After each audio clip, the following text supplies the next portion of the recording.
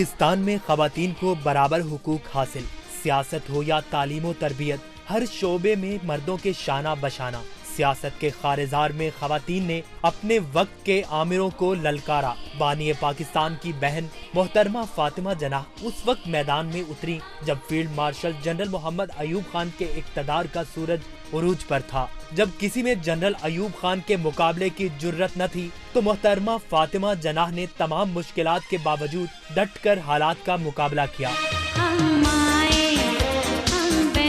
پاکستان کے پہلے منتخب وزیر اعظم ذوالفقار علی بھٹو کی پھانسی کے بعد ان کی اہلیہ بیگم نصرت بھٹو نے میدان سنبھال لیا۔ پھر ہارورڈ اور آکسفورڈ یونیورسٹی سے تعلیم یافتہ بے نظیر بھٹو کا سیاسی کریئر 1977 میں اس وقت شروع ہوا جب ملک میں جنرل ضیاء الحق کا مارشل لا نافذ تھا۔ بے نظیر کی شہادت کے بعد ان کے شوہر نے پارٹی کی کمان سنبھالی۔ انہوں نے اپنے بیٹے بلاول بھٹو کو میدان میں اتارا اور اب ملتان جلسے میں ان کی بہن آصفہ بھٹو نے بھی عملی سیاست میں قدم رکھ دیا ہے۔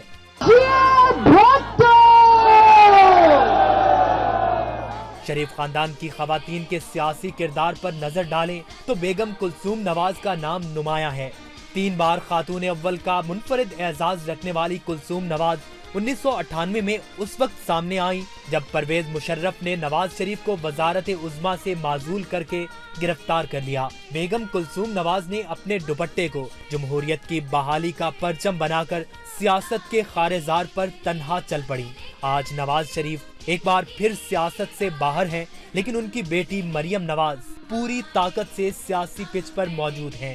22 کروڑ عوام پر مشکل آتی ہے تو پاکستان کی یہ بیٹیاں پہ نکلتی ہیں۔ پاکستان کے جمہوری سفر کی تاریخ میں بیگم رانا لیاقت علی خان اور بیگم نسیم ولی خان کے کردار کو بھی نظر انداز نہیں کیا جا سکتا۔ سیاسی جدوجہد ہو یا آمریت، ہماری خواتین نے ہر دور میں اپنے طاقت اور اہلیت کا لوہا منوایا ہے۔